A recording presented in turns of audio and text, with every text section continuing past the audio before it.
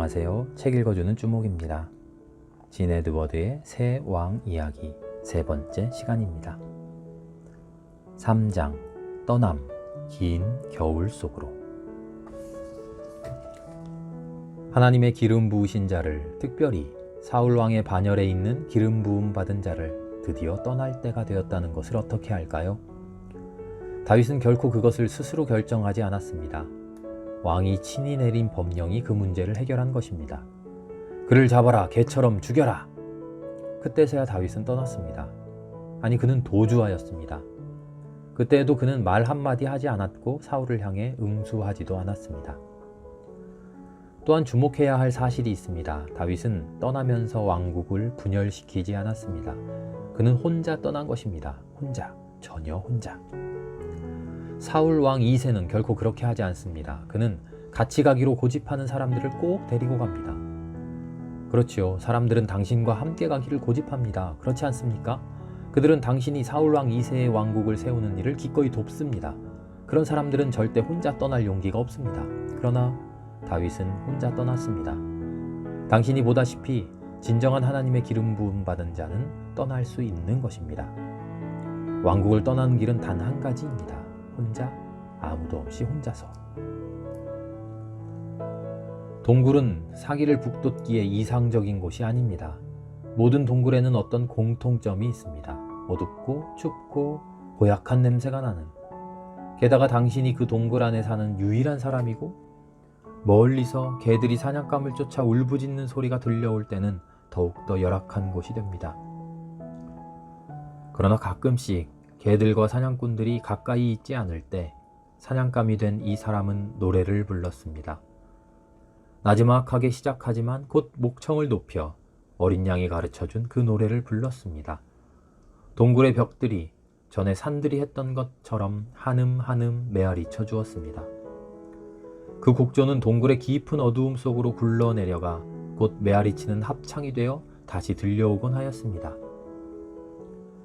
이제 그는 양치기일 때보다도 가진 것이 없었습니다. 수금도 태양도 심지어 함께 있을 양들도 없었습니다. 왕궁의 기억들은 사라져버렸습니다. 다윗의 가장 큰 야망은 이제 양치기의 막대기만큼에도 미치지 않게 되었습니다. 모든 것이 그에게서 깨어져 나오고 있었습니다. 그는 노래를 많이 불렀습니다. 그리고 모든 곡조들은 눈물로 짝을 이루었습니다.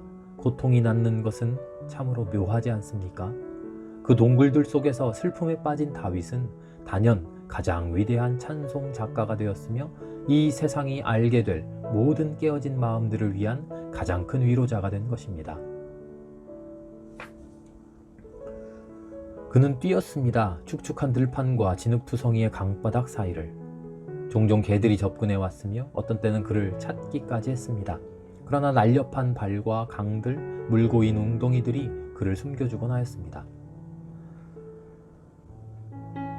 그는 들판에서 먹을 것을 얻는가 하면 길가의 나무 뿌리를 파먹고 나무 위에서 자기도 했습니다. 웅덩이에 숨었으며 가시덤불과 진흙 사이를 기어다니기도 하였습니다. 몇 날이고 뛰었습니다. 그는 빗물을 마셨습니다. 옷은 헤어져 반은 벗은 채로, 온몸이 더러운 채로 계속 걷고 넘어지고 기어다니고, 그리고 손톱으로 움켜잡기도 하였습니다. 동굴도 이제는 왕궁같이 여겨졌습니다. 이제는 웅덩이들이 집이 되었습니다. 전에는 엄마들이 아이들에게 착하게 굴지 않으면 술주정꾼이 될 것이라고 타이르곤 했습니다. 그러나 이제는 그렇지 않습니다.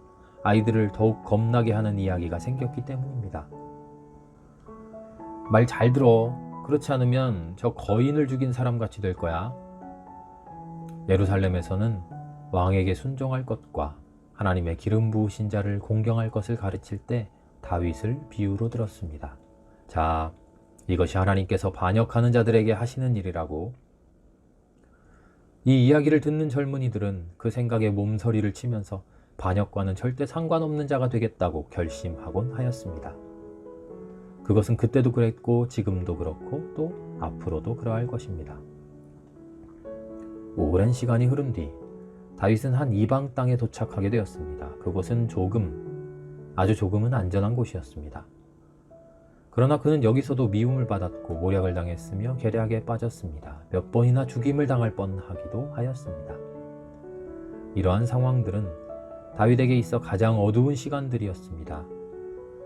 당신은 이때를 다윗이 왕이 되기 위한 준비 기간쯤으로 알고 있지만 그는 그때 그것을 알지 못하였습니다.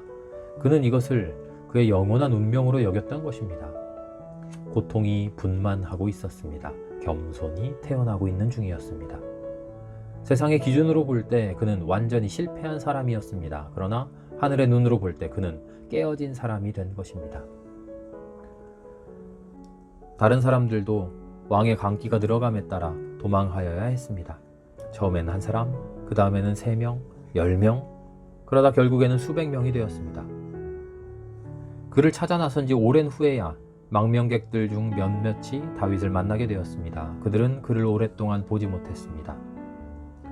사실 그들이 다윗을 다시 만났을 때 그들은 그를 전혀 알아보지 못했습니다. 그는 변하였지요. 그의 성품, 성격, 그의 모든 것이 달라진 것입니다. 그는 말수가 줄었으나 하나님을 더 깊이 사랑하게 되었습니다. 노래도 다르게 불렀습니다. 그들은 이런 노래를 들어보지 못했습니다. 어떤 것들은 말로 다 표현할 수 없을 만큼 아름다웠지만 어떤 노래들은 피가 얼어붙을 만큼 처절하기도 했습니다. 그를 찾아 그와 함께 도망자가 되기로 한 사람들은 불쌍하며 보잘것없는 무리였습니다. 도둑들, 거짓말쟁이들, 불평분자들, 흠만 잡는 자들, 반역으로 마음이 가득한 자들. 그들은 왕에 대한 미움으로 눈이 멀었으며 따라서 모든 권위자들에게도 그러하였습니다. 그들이 혹 낙원에 들어갈 수 있다면 그곳에서라도 문제를 일으킬 그런 자들이었습니다. 다윗은 그들을 인도하지 않았습니다. 그들의 태도에 동의하지 않았습니다. 그러나 그들은 자발적으로 그를 따르기 시작하였습니다. 그는 결코 권위에 대해 말하지 않았습니다. 결코 순종에 대해 말하지 않았습니다. 그러나 한 인간에게 그들은 순복하였습니다. 그는 규칙을 만들어내지 않았습니다. 율법주의라는 말은 망명객들에게서는 찾아볼 수 없는 단어였습니다. 그럼에도 불구하고 그들은 밖으로 드러나는 자신들의 삶을 깨끗게 하였습니다. 서서히 그들의 내면도 변화되기 시작하였습니다.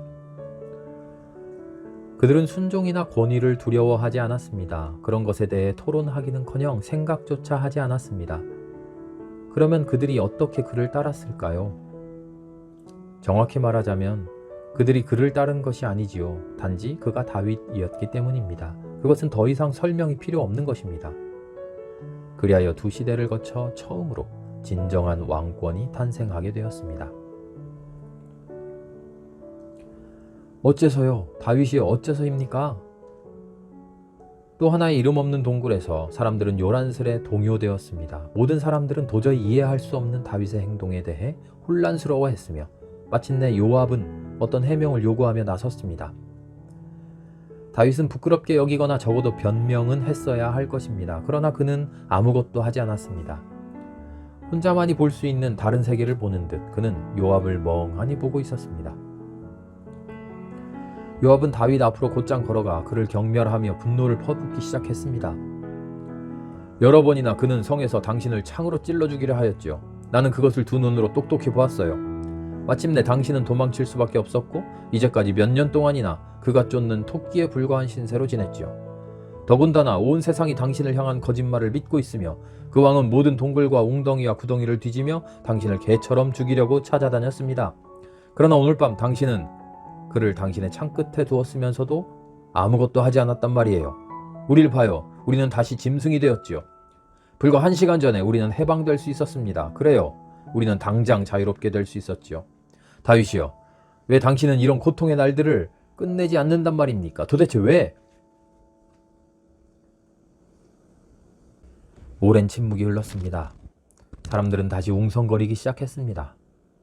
그들은 다윗이 책망받는 일에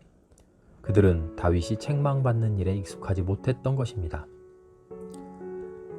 왜냐하면 다윗은 천천히 말하였습니다. 요구한 내용들은 들었지만 그 태도는 듣지 못했다는 듯이. 오래전에 그는 미치지 않았었소. 그는 젊었지요. 그는 위대하였소. 하나님과 인간의 눈에 위대하였다오. 그리고 그를 왕으로 세우신 분은 하나님이셨지 사람이 아니란 말이오. 그러나 지금은 미쳤습니다. 그리고 하나님께서도 이제는 함께 하시지 않습니다. 그리고 다윗? 언젠가는 그가 당신을 반드시 죽일 것입니다. 요압이 흥분하여 대답하였습니다. 그가 날 죽이는 것이 내가 그의 방법을 배우는 것보다 낫소. 그가 나를 죽이는 것이 내가 그와 같이 되는 것보다 낫단 말이오. 나는 왕들을 미쳐버리게 하는 그 길을 택하지 않겠소. 나는 복수하지 않을 거요. 아니, 결코 그러지 않을 거요. 요압은 도무지 이치에 맞지 않는 다윗의 대답을 받아들일 수가 없었습니다. 그는 어두움 속으로 뛰쳐나가 버렸습니다. 그날 밤 사람들은 차고 축축한 바위 위에서 잠자리에 들며 그들의 지도자가 갖고 있는 왕들에 대한, 특별히 미친 왕들에 대한 뒤틀린 피학대적인 견해에 대해 투덜거렸습니다. 천사들도 그날 밤 잠자리에 들었습니다. 그리고 그 별난, 정말 특별난 그날의 저녁놀 속에서 꿈을 꾸었습니다. 하나님께서 이제는 믿을 만한 한 사람에게 그분의 권위를 주실 것이라는